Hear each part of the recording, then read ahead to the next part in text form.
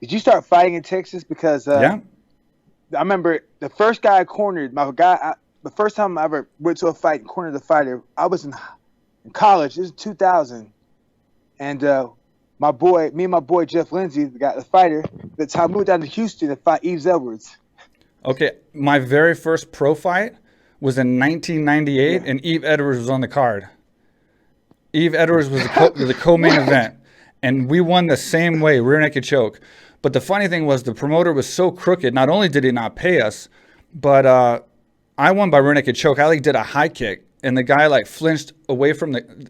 I wish I had the video, bro, to put on this podcast. It's one of my best moves ever that's never been seen. But I did a high kick, and he took the kick and turned away. Like it kind of hit him, and he turned away.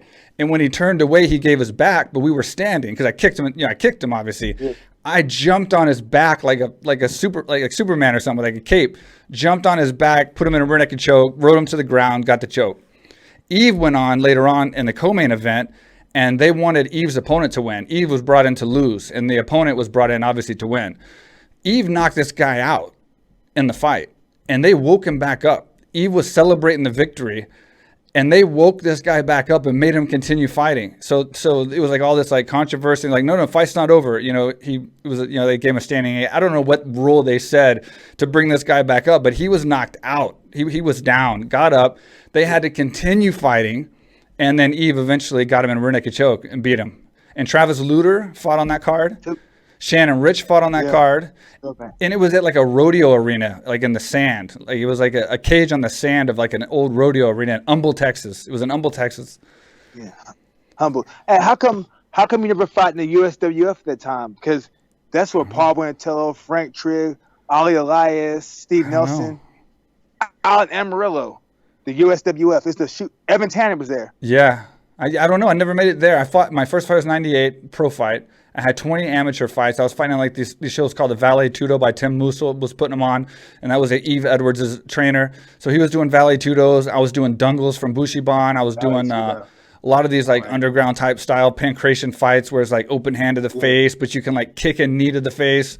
And then it was like no strikes to the face, which sucked for me because I was like a grappler fighting Gracie guys trying to take me down.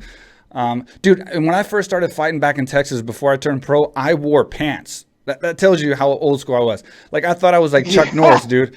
In my first MMA fights, I wore red gi pants, and I had no BJJ. Like it wasn't BJJ pants. It was like Chuck Norris karate pants, dude. That's how I was. Yeah, I was like 97, 90, 96, 97.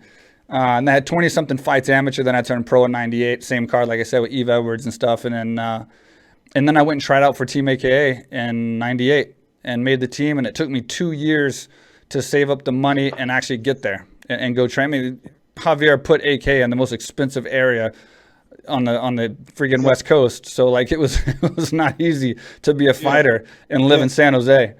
Man, Jose, definitely not easy. Yeah. So expensive out